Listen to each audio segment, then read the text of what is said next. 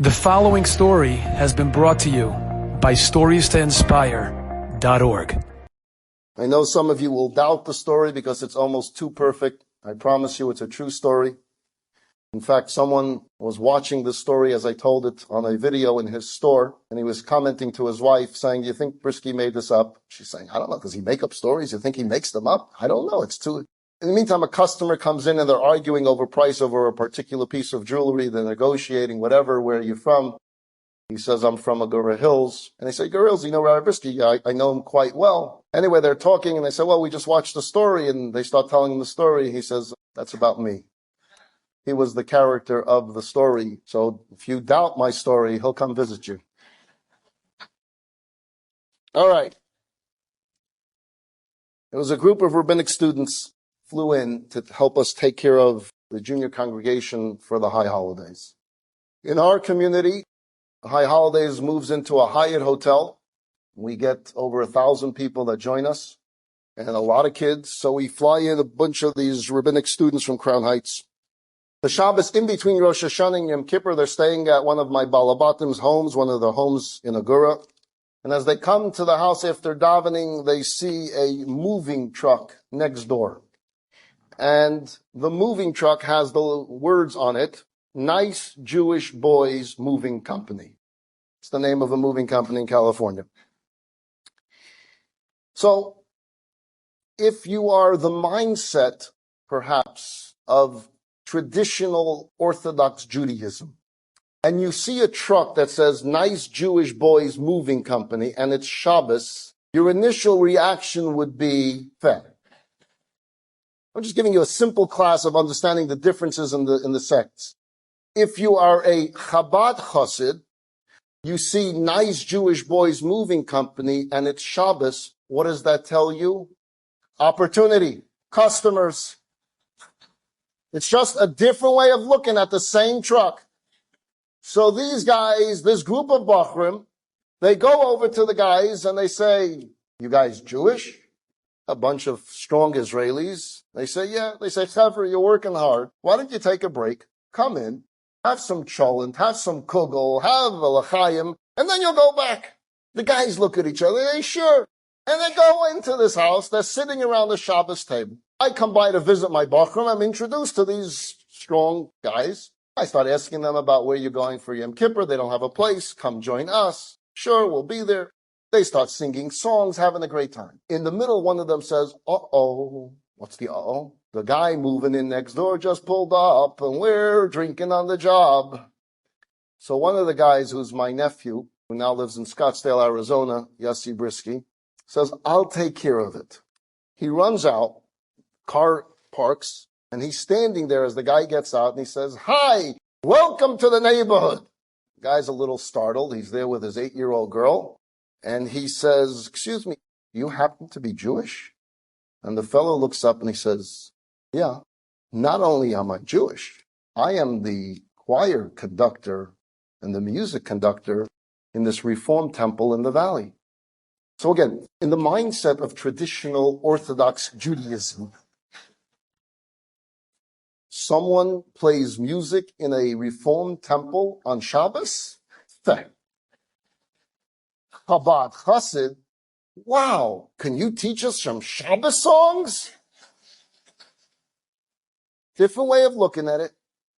So Jack and Megan are brought in and introduced to their movers,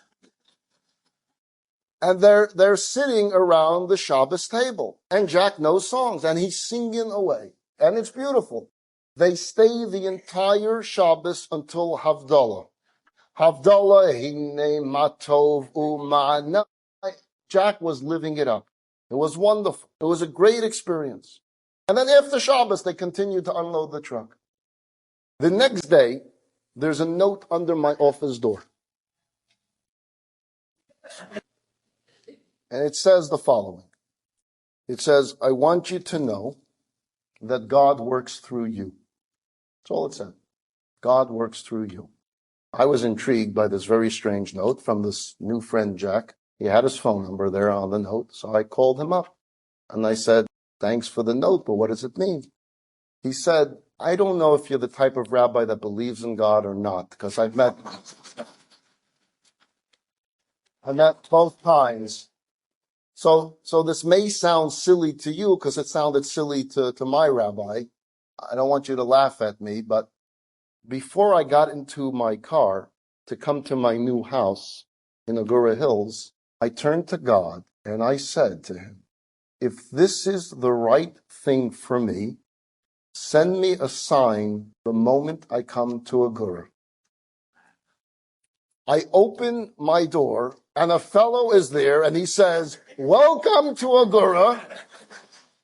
Excuse me, are you Jewish? Why don't you sing some Shabbos songs for us? Now, I don't know other way God could have possibly sent me a sign, so I don't know who you guys are, what you're doing here. I just want you to know that God worked through you. It was a great story. So I got up Yom Kippur and I tell this as my sermon. This is the way we need to treat people. We welcome them in. We don't chase them away. It's a perfect sermon, teaching the beauty of the Jewish soul. As I'm telling the story, the back row jumps up. It's my Israeli movers. They're there. Wow. This was really scoring. This was a great sermon. I even had the props in the audience. Okay. Postscript. I give a class on faith and suffering. I gave it a few years ago here at the JLI. It's a very difficult, emotional, gut-wrenching class. So we talk about a lot of pain that people experience in life. And when I give it in Agura, it's usually filled with people that have gone through some suffering in their life.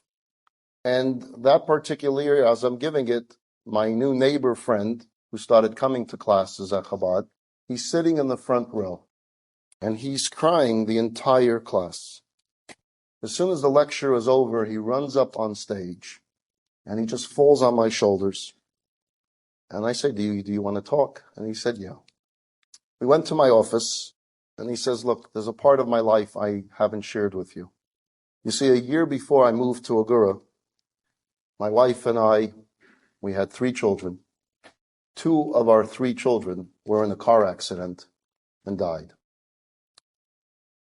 He said, I couldn't deal with the pain. I couldn't deal with the suffering. I couldn't cope with the loss. I couldn't deal with God. I was angry at him. I hated living. I couldn't walk back into a temple. I went into a deep, deep depression. I went from therapist to therapist. No one can help me. I lost my job. And then I lost my wife. She left me. She took Megan with her. They moved out. And now I was alone. And every single day it became darker and darker. The sun never came out for me. It was just pure darkness. And I decided that it's time for me to say farewell to this miserable world. I'm just going to leave, commit suicide, end it. I wasn't scared of it. In fact, to me, it would be a relief. The only thing I wanted to do was I wanted to say goodbye to my daughter. I wasn't going to tell her my plans, but I was going to take her out one night and say goodbye, and that night end my life. So I called my ex and I said I'd like to take Megan out to the movies. And she said, okay. And I chose a movie theater in Simi Valley in a shopping center called the Mountain Gate Plaza Shopping Center. I come into the mall and I hear music. Now that mall is always empty. And as I get closer, I recognize the music. It's Jewish music. I know Jewish music. That's what I play. And then I see right at the entrance of the movie theater, there's a menorah there. It was Hanukkah that night. And there was a Hanukkah party going on right in front of a movie theater in Simi Valley. And before I know it, someone grabs my hand and starts dancing with me around a menorah. And there I am, clutching my daughter's hand, dancing around a menorah on the very night that I chose to end my life. And with each circle around the menorah, I felt God speaking to me, saying, there will be more celebration in your life. There will be light in your life. The flames of the menorah with its flickering was telling me, there's yet light, there's yet dance. Stick around. Don't leave. I went home that night and didn't kiss my daughter goodbye because I decided to stay. I went back to therapy. I got out of my depression. I got my job back. I started rebuilding my life. And I decided then that maybe I need a new community, a new home. I called a real estate agent and I said, find me a new community to move to. I don't care where. He picked Agora Hills. He found me a house. And Rabbi, the day that I moved, I turned to God and I said, if it was you in the Mountain Gate Plaza shopping center that night talking to me, please send me a sign when I come to Agora that you're watching over me. That's my story. I'm listening to this and I'm saying, 1 second, Jack. I reach over to the bookcase there where I have photo albums and I start racing through my Hanukkah photo albums. Mountain Gate Plaza Shopping Center. And I find a photo of me dancing with Jack that night around the menorah in Simi Valley, California.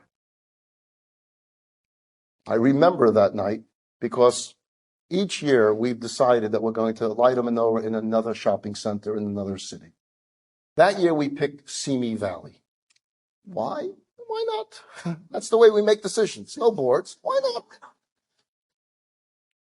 So we need a shopping center if you're going to do it there. So we call 411 and we say, can I have the phone number of the shopping center in Simi Valley of the mall? And she says, which one? The one, the shopping mall. She says, you mean the Mountain Gate Plaza shopping center? Yeah, that's the one. That's the way we do things.